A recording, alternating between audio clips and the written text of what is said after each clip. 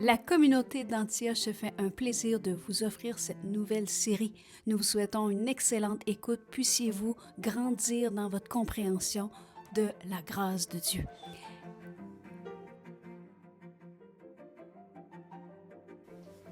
Bonjour et bienvenue au cours de S'affermir dans notre identité en Jésus-Christ pour une vie transformée. Aujourd'hui, on entame notre deuxième grande partie du cours, celle où on va regarder toutes les provisions que Dieu nous a données pour marcher dans cette réalité-là qui nous a donné, qui a accompli, qu'on a vu dans toute la première partie du cours. Et Dieu a tout pourvu, justement, pour qu'on puisse marcher avec assurance, avec piété dans le siècle présent. Il y avait deux passages intéressants à cet égard-là. Le premier, c'est en Tite 2:3.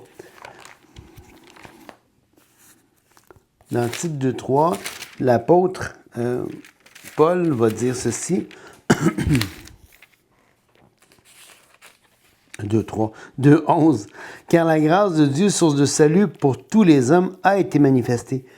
Elle nous enseigne à renoncer à l'impiété et aux convoitises mondaines et à vivre dans le siècle présent selon la sagesse, la justice et la piété. Alors, la grâce nous enseigne à marcher de cette façon-là. Et n'oubliez pas, la grâce, c'est précisément ce que Dieu avait décidé de démontrer. Il voulait démontrer l'infinie richesse de sa grâce par sa bonté envers nous. Donc, cette grâce-là dont il voulait démontrer la bonté, elle ne fait pas juste manifester sa bonté, elle nous enseigne aussi cette grâce-là. Elle nous enseigne et elle nous permet, dans Pierre,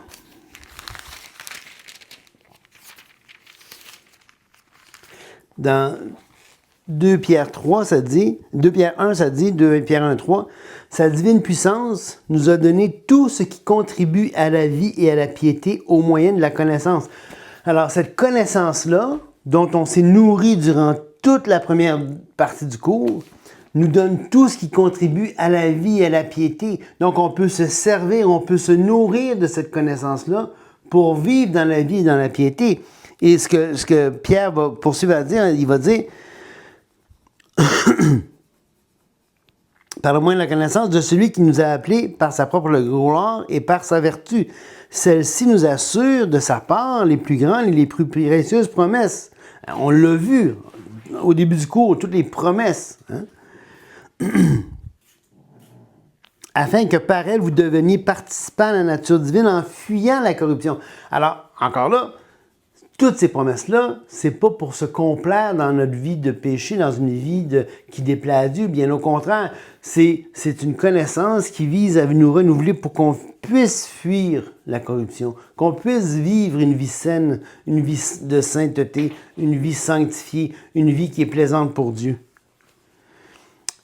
À cause de cela même, faites tous vos efforts. Alors, vous voyez que la première partie, déjà mais pas encore, la première partie du cours, qu'est-ce qu'on a vu? On a vu toutes ces réalités, cette position extraordinaire qu'on a en Jésus-Christ.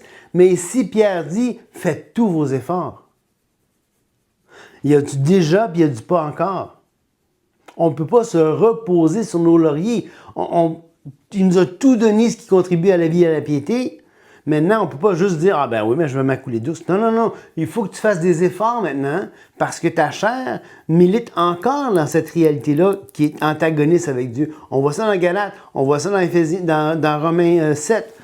Et donc, on doit faire des efforts pour pouvoir, précisément ça, pour pouvoir marcher en nouveauté de vie. Donc, Pierre va dire « À cause de cela même, faites tous vos efforts pour joindre à votre foi la vertu. » Alors, on a la foi et il y a la vertu. On doit faire les efforts pour joindre au fait qu'on est croyant, cette vertu-là, cette qualité de vie digne et cette qualité de vie qui est agréable à Dieu, la vertu. Et à la vertu, la connaissance. Donc, la foi, ce que j'entends vient de la parole de Christ. Donc, la connaissance nourrit tout ça. C'est par le moyen de la connaissance que Dieu nous donne tout ça. Après ça, on a la foi parce qu'on a cru dans ce qui a été promis. On a la foi et après ça, donc on doit joindre à la foi la vertu.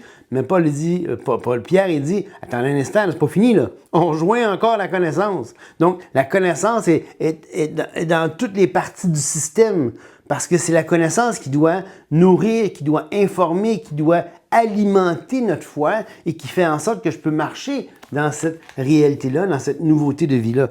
Et donc, après ça, Pierre va dire, à la connaissance, la maîtrise de soi. Alors, on l'avait vu, la maîtrise de soi dans Galates 5, 22, que c'était un fruit de l'esprit. Mais non seulement ça, non seulement est-ce un fruit de l'esprit, mais c'est aussi quelque chose que je dois viser. C'est un effort que je dois fournir pour joindre à ma foi la maîtrise de soi pour que, et la marche chrétienne, c'est jamais Dieu seulement, c'est Dieu et moi je collabore avec Dieu dans ma vie de tous les jours pour actualiser, pour rendre ça réel, pour rendre ça concret dans ma vie, cette maîtrise de soi. Et il y a d'ailleurs tous les aspects du salut, tous les aspects de la vie du croyant. À la connaissance de la maîtrise de soi, à la maîtrise de soi, la patience et à la patience, la piété. À la piété, l'amour fraternel et à l'amitié fraternelle, l'amour. Car si ces choses sont en vous et y sont avec abondance, elles ne vous laisseront point oisifs ni stériles. Pourquoi?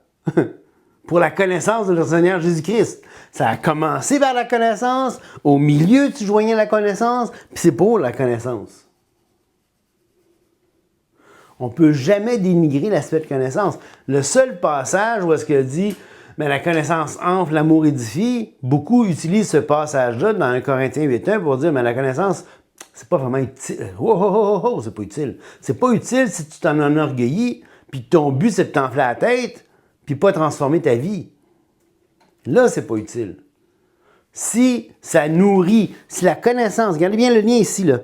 Si la connaissance que tu joins à la foi, si tu joins la vertu à la foi, la connaissance à la vertu, à la maîtrise de foi à la connaissance, et après ça, la patience à la maîtrise de soi, la piété à la piété, l'amitié fraternelle, et à l'amitié fraternelle, l'amour. Alors, si c'est ça, le chemin que tu utilises dans ta vie, 1 Corinthiens 8.1 n'est même pas à considérer, là. Parce que 1 Corinthiens 8.1 oppose connaissance et amour. Mais si tu marches dans ce que Dieu dit des choses, ça commence par la connaissance et ça finit par l'amour. Et l'amour nourrit la connaissance. Parce que plus tu aimes Dieu, plus tu aimes le monde autour de toi, nécessairement, ce que ça produit quand tu aimes quelqu'un, tu es intéressé à le connaître. Et plus tu connais quelqu'un, plus tu peux l'aimer. Et là, c'est une roue qui tourne. Ça alimente ton amour, ça alimente ta connaissance. Et donc, c'est important de réaliser ça. Alors, la connaissance de Dieu, la connaissance de la parole, la connaissance de tout ça va alimenter ta foi, va alimenter tous ces éléments-là et va alimenter ton amour. OK? Donc, et Pierre va continuer, il dit, mais celui en qui ces choses ne sont point est aveugle. Pourquoi il est aveugle? Il n'a pas de connaissance, il ne peut pas comprendre les affaires. Il ne voit pas de loin et il a mis en oubli la purification de ses anciens péchés. C'est pourquoi, frères, appliquez-vous d'autant plus à affermir votre vocation et votre élection, car en faisant cela, vous ne broncherez jamais. Alors, il faut s'appliquer à vraiment établir notre vocation, établir notre élection. N'oublie pas, l'élection, c'est pas une question d'être élu depuis la fondation du monde. C'est quelque chose que tu reçois en Christ. Comment tu fais pour établir ça? Mais c'est que justement, tu as le déjà et le pas encore. Tu t'assures d'arrimer la réalité céleste, la réalité en Christ avec ta vie quotidienne pour que ça fitte. Et si ça ne fitte pas, ben là, tu peux te poser la question, est-ce que j'étais vraiment sincère quand j'ai reçu Jésus-Christ comme sauveur? Oui, j'ai affirmé mon élection. Ma vocation, c'est qu'est-ce que je fais avec cette élection-là? Okay? Donc, ma marche, mon appel, comment j'actualise ça dans ma vie. OK? Donc, et l'autre chose aussi par rapport, encore avec tout ça, par rapport à comment Dieu nous enseigne à marcher, dans 2 Timothée 3,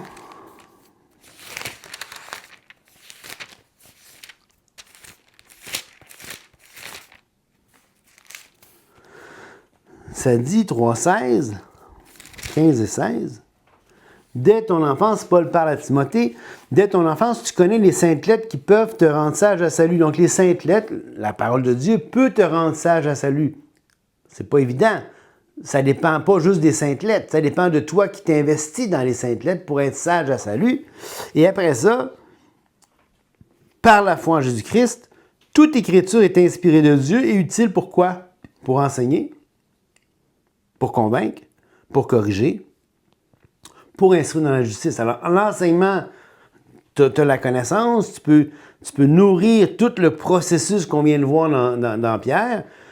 Tu as tout nourri ça, et donc là, tu t'en vas, tu marches avec Dieu. Maintenant, après ça, c'est pas tout ce que la parole de Dieu fait. La parole aussi de Dieu va te convaincre. Convaincre, ça veut dire quoi? Ça veut dire, supposons que dans ma marche, je m'en vais dans une mauvaise voie. La parole de Dieu va arriver et va dire, oh, oh, stop, arrête-toi. Wow! Et là, elle va te corriger. C'est pas par là la bonne direction, c'est par là-bas. Donc, enseigner, convaincre, corriger. Puis une fois qu'elle t'a corrigé, elle dit, va-t'en par là-bas. Elle va t'instruire encore plus dans la justice pour t'assurer que tu ne dévies plus. OK? Donc, ceci étant dit, là, maintenant, qu'est-ce qu'on a dans cette nouvelle vie transformée-là? Qu'est-ce qui est extraordinaire? C'est qu'on n'a aucune condamnation. On vient de voir tout ce qu'on vient de voir là, mais il faut réaliser, je l'ai dit à quelques reprises dans le cours, la vie chrétienne ne commence pas à la ligne de départ, la vie chrétienne commence à la ligne d'arrivée. On est déjà plus que vainqueur, on est déjà gagné, il y a déjà plus de condamnation en Jésus-Christ. Dans Romains chapitre 8, verset 1, il n'y a plus de condamnation. Et donc, imagine-toi, tu es coupable devant un tribunal, puis là, quelqu'un se lève et dit, c'est déjà payé, c'est déjà réglé, il est pardonné, c'est fini. Il n'y a plus rien pour t'accuser. OK? Et donc, tu peux commencer. Dieu t'a donné une nouvelle vie, puis il a tout pourvu pour cette nouvelle vie-là, pour que tu puisses marcher dans cette nouvelle vie-là, dans ce nouveau départ-là. OK? Donc, tu es acquitté, tu n'as pas à vivre comme un condamné, tu as à vivre comme quelqu'un qui est libre, que quelqu'un qui a toute une nouvelle vie à découvrir. Et donc, il n'y a donc maintenant, aucune condamnation pour ceux qui sont en Jésus-Christ. Tu es en Jésus-Christ? Combien de fois on a vu l'expression « en Christ » pendant le cours? On n'a pas arrêté de voir ça. Hein? Il n'y a plus de condamnation pour ceux qui sont en Jésus-Christ. Il n'y en a plus. Katakrima, le mot ici, c'est condamnation légale. C'est un verdict de culpabilité. Hein? Le verdict est tombé, tu es acquitté. Ce n'est pas une émotion, c'est un fait spirituel. Maintenant, tu peux sortir du tribunal, tu peux sortir de la salle de la salle où est-ce que tu étais mis au banc des accusés. Non, tu es libre, tu es pardonné, tu es purifié, tu es go. Tu es affranchi. Maintenant, le contexte de Romains 7, puis j'aimerais ça qu'on prenne le temps juste de voir un petit peu Paul, où est-ce qu'il en est dans ce contexte-là de Romains 7 avant d'arriver à 8.1? Parce que 8.1 nous dit qu'il n'y a plus de condamnation pour ceux qui sont en Jésus-Christ.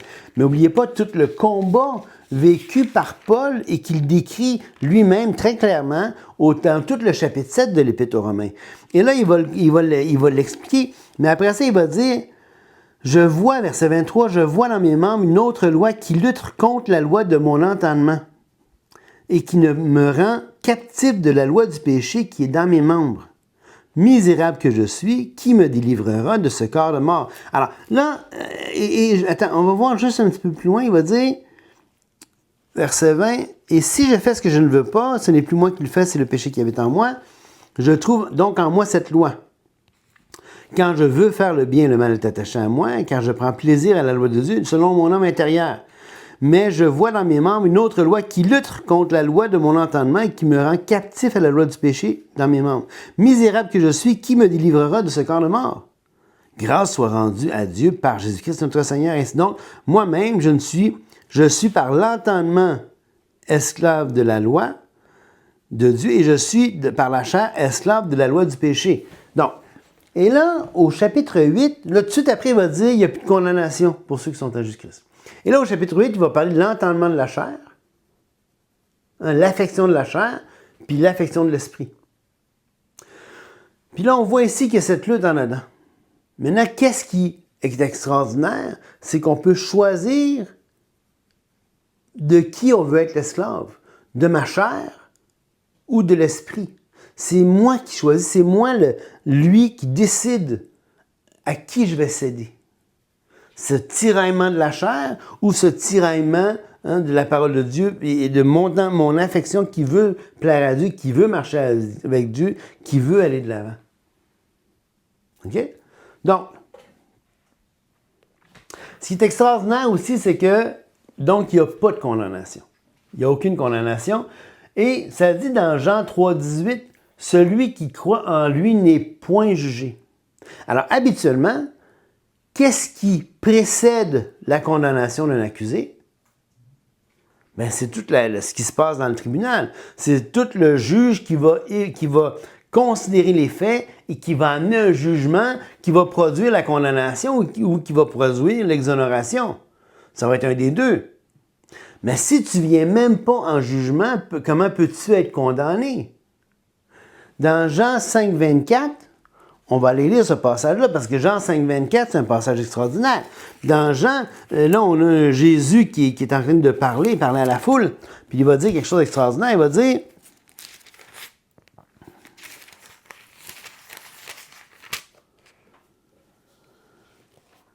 en vérité, là, dans le contexte, Jésus vient de parler là, de son égalité avec Dieu, et il y a plein de belles choses qui se passent. Je vous conseille d'aller lire tout le chapitre 5 de l'Évangile de Jean.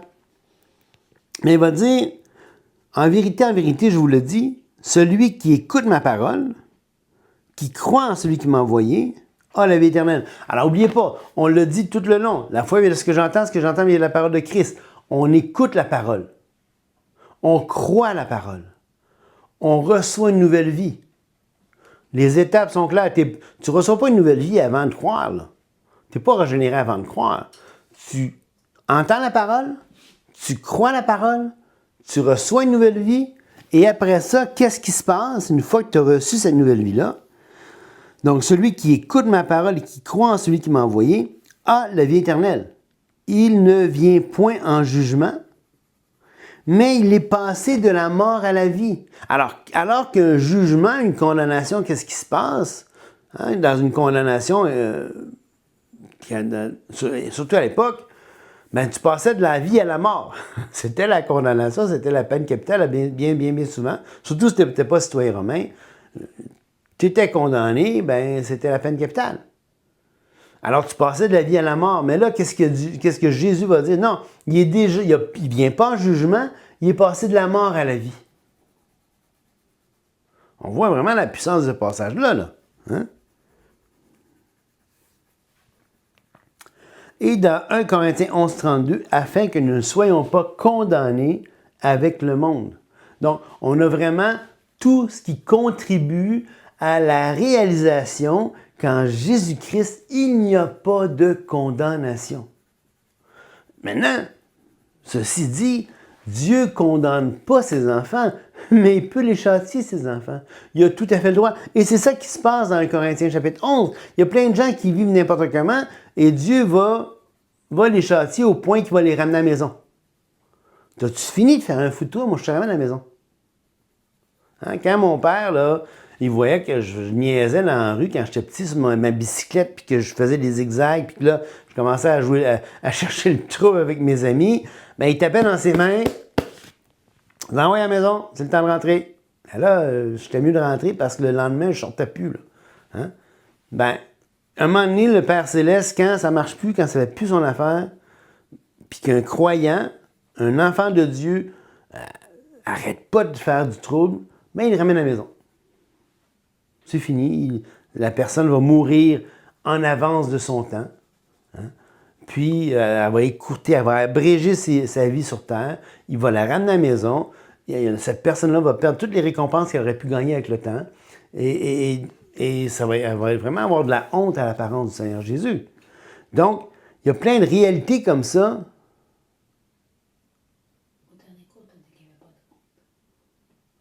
Ben, il n'y a pas de honte si tu marches avec Dieu, Mais quand tu vas arriver, puis que le Seigneur, tu vas apparaître devant le Seigneur, puis que tu vas réaliser sa bonté, son amour, sa grâce, tu risques de rougir devant lui. Parce que tu vas avoir été un serviteur qui n'aura pas été utile à son maître. Fait que ce sentiment risque d'être assez impressionnant. Donc, une autre chose que ça veut dire qu'il n'y a pas de condamnation, puis ça c'est important, ça dit que ça ne veut pas dire que nos péchés ne sont pas graves. Ça ne veut pas dire non plus que Dieu va approuver tout ce qu'on fait. Non, ça ne veut pas dire ça pantoute. Au contraire, il va châtier ses enfants parce qu'il les aime. Mais ça veut dire quoi? Ça veut dire que la dette est entièrement payée. Ça veut dire que le verdict est rendu une fois pour toutes, puis c'est réglé. Ça veut dire que la honte ne vient jamais de Dieu. La honte ne vient pas de Dieu. Mais toi, quand tu vas être devant toi, quand tu vas être devant Dieu à son avènement, tu risques de rougir devant lui si tu n'as pas marché correctement devant lui. Donc, ici, donc, la honte ne vient jamais de Dieu. Mais il faut bien comprendre une chose, c'est que dans 1 Jean 2, 28, dans 1 Jean 2, 28,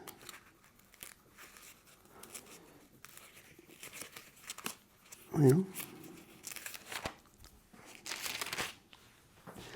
ça dit, « Et maintenant, petits enfants, demeurez en lui, afin que lorsqu'il paraîtra, nous ayons de l'assurance. Et qu'à son avènement, nous n'ayons pas la honte d'être éloignés de lui. » Maintenant, dans le grec, c'est pas éloigné de lui, c'est qu'on n'ayait pas la honte devant lui. Pourquoi? Pas parce que lui veut nous couvrir de honte, mais parce qu'on va regarder la grandeur et la magnificence de ce qu'il a fait pour nous, puis on va dire quelle sorte de vie que j'ai vécue. On va être devant l'horreur d'avoir une vie qui lui déplaît, alors qu'il a tout fait pour qu'on puisse vivre une vie qui aurait été plaisante pour lui. Et c'est là, être confus, tu sais, qu'on ait de l'assurance devant lui, qu'on ne soit pas confus, qu'on ne soit pas couvert de honte en disant « Hey, j'aurais pu tout faire ça. » Ça risque d'être un instant parce qu'il va essuyer nos larmes. C'est sûr qu'on va avoir perdu récompense, c'est sûr que, tu sais, mais il va essuyer nos larmes, puis on va rentrer dans la paix du ciel, dans la paix de son royaume.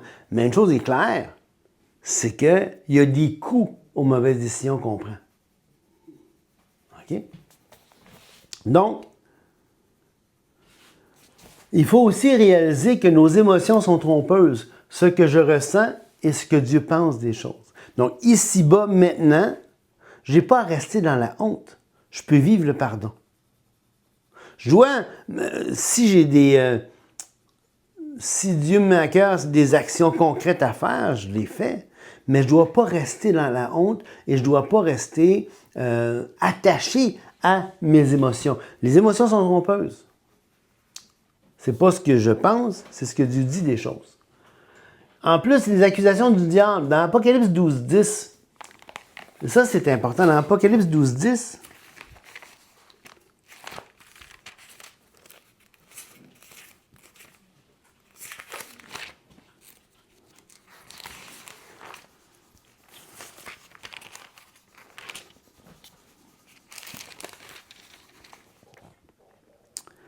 et j'entendis dans le ciel une voix forte qui disait « Maintenant le salut est arrivé, ainsi que la puissance, le règne de notre Dieu et l'autorité de son Christ. Car il a été précipité l'accusateur de nos frères, celui qui les accusait devant notre Dieu jour et nuit. » Alors, il va venir un temps dans le futur où cet ennemi de nos âmes-là, cet accusateur va être précipité en bas, va être châtié, va avoir ce châtiment éternel pour lui. Mais entre-temps, il est l'accusateur des frères. Puis si on regarde dans Job 1.9, hein, vous vous rappelez, dans Job, Satan se présente devant le conseil divin, et là, il va commencer à dire « As-tu vu Job? » Ou même, je pense que c'est Dieu qui va dire « As-tu remarqué mon serviteur Job? » Et Satan va accuser Job auprès de Dieu. Puis, il va faire ça dans Job 1.9, dans Job 2.5. Mais là, je veux tourner dans Zacharie, dans le livre de Zacharie, parce que ça, c'est intéressant, le livre de Zacharie, ce texte-là, pour montrer un peu ce qui se passe avec les saints. On voit qu'il l'a fait avec... On voit qu'il l'a fait avec Job. Et là, on va voir qu'il va le faire avec un homme qui s'appelle Josué. Josué, c'est un sacrificateur. Ce n'est pas le Josué de l'Ancien Testament, le livre du nom de Josué. C'est un autre Josué dans Zacharie. Et c'est un sacrificateur qui s'appelle Josué. Et là, on voit dans 3.1, « Il me fit voir Josué, le souverain sacrificateur, debout devant l'ange de l'Éternel et Satan qui se tenait à sa droite pour l'accuser. L'Éternel disait à Satan que l'Éternel te réprime, Satan, que l'Éternel te réprime, lui qui a choisi Jérusalem, n'est-ce pas là un tison arraché du feu? Or Josué était couvert de vêtements sales. » Écoutez bien ça. « Il se tenait debout devant l'ange. L'ange, prenant la parole, dit à ceux qui étaient devant lui, « ôtez-lui les vêtements sales. » Puis il dit à Josué, « Vois, je t'enlève ton iniquité et je te revêts d'habits de fête. » Je dis qu'on mette sur sa tête un turban pur. Ils mirent un turban pur sur sa tête et lui mirent des vêtements. L'ange d'Éternel était là. L'ange d'Éternel fit à Josué cette déclaration et ainsi de suite. Mais là, avez-vous vu ici combien de fois Satan ou ses mignons ou des gens sur terre vont nous accuser? Maintenant, comme j'ai dit par rapport à Chiméi, si l'accusation, elle est devant Dieu, c'est-tu vrai cette histoire-là? C'est-tu vrai que mes vêtements sont tout sales, pour reprendre l'histoire de Josué? Évidemment, pourquoi c'est important pour un souverain sacrificateur d'avoir des vêtements propres? C'est qu'il ne devait pas aller faire son service à l'autel vêtu de vêtements souillés, de vêtements qui n'avaient pas été purifiés, qui n'avaient pas été lavés. Alors, c'est dans ce sens-là. C'est comme si il montre la faute de Josué en décrivant, en prenant exemple de ses vêtements. À savoir si c'était juste ça ou pas qui était le problème avec Josué. Le texte ne le dit pas, mais je pense que c'est une manière de dire que Josué était impropre au service. Et Satan était là pour l'accuser. Mais nous autres aussi, on peut s'évaluer en disant on était impropre pour servir Dieu. Mais ce n'est pas vrai. Quand je confesse mon péché, il est fidèle et juste pour me pardonner, pour me purifier, de me laver de toute iniquité. Exactement ce qui s'est passé ici dans Zacharie 3, 1 à 2. 1, 2, 3, tout le passage que j'ai lu dans le fond. All right? Donc, le fruit d'une vie sans condamnation, c'est une assurance dans la prière. Vous pouvez aller lire Hébreux 4, 16. Je vous recommande aussi Éphésiens 2, 18, Éphésiens 3, 12, d'aller voir l'assurance devant Dieu. On peut avoir du repos intérieur, on a fini de compenser ou de se justifier, on est libéré pour aimer et servir, et on agit par reconnaissance et on n'agit pas par peur. Donc, on voit une vie où est-ce qu'on peut avoir de l'assurance dans la prière. Parce que l'assurance dans la prière, c'est l'assurance de pouvoir apparaître ou aller devant Dieu. Dans Hébreux 4, 16,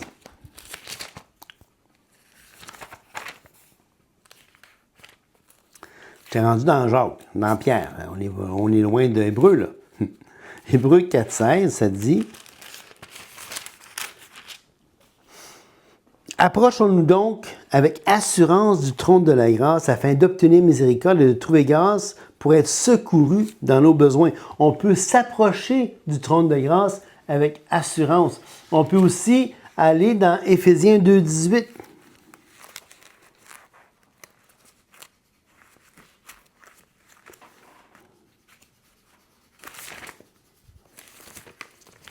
Dans Éphésiens 2, 18, le texte va dire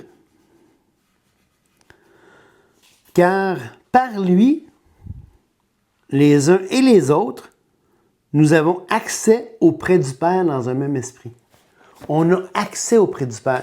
Et dans 3, 12, en lui, nous avons par la foi en lui la liberté de nous approcher de Dieu avec confiance. Donc, on peut s'approcher du trône de grâce pour être secouru dans notre détresse. On peut prier. On a un accès. N'oubliez pas, Jésus-Christ, c'est le chemin, la vérité et la vie. Nul ne vient au Père que par lui. Il est le chemin vers le Père. Il est la porte des brebis. Il est celui par qui on va au Père avec assurance, avec liberté, on peut y aller. Regardez dans Ésaïe 6.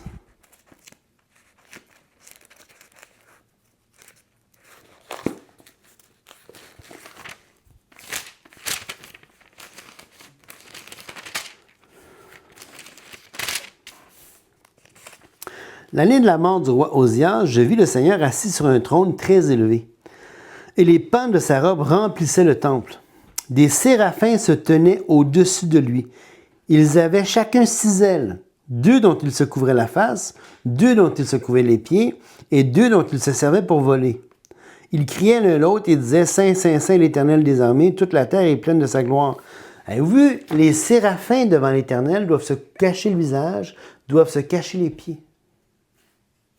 Ils sont devant Dieu à journée longue, à louer le Seigneur. Nous, pas besoin de se cacher la face, pas besoin de se cacher les pieds. On est ses enfants, on rentre devant le trône avec assurance. Il faut réaliser la liberté et l'honneur qu'on a en tant qu'enfant de Dieu. Beaucoup plus que même les séraphins qui sont devant le trône à la journée longue. OK? Donc,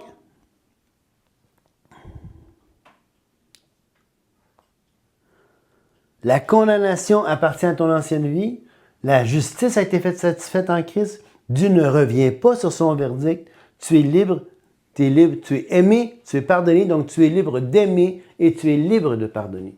Tu n'as pas besoin de t'attacher à ton passé. Et donc, peut-être que ce que tu pourrais faire en terminant le cours maintenant, tu pourrais dire, bien, prends une feuille, prends le temps de le faire, prends une feuille, écris ces choses-là. Quand tu es tout seul, là, tu brûleras ça après ou tu la détruiras après. Écris ce qui te fait honte. Écris ce pourquoi tu te sens condamnable dans ton passé. Écris les fautes que tu as faites, que tu t'en rougis encore, que tu as encore honte. Écris-les, prends le temps de les écrire. Puis après ça, simplement, tu te donnes la permission de croire ce que Dieu dit de toi. Hein? Tu peux aller devant Dieu, tu peux dire, Seigneur, aide-moi à vivre comme un enfant libre, comme un enfant pardonné, comme un enfant aimé. Tu peux dire, je choisis de croire ta parole au-dessus de mes émotions. Merci pour ton pardon parfait. Et là, on peut vraiment marcher en liberté et en nouveauté de vie. Que Dieu bénisse abondamment.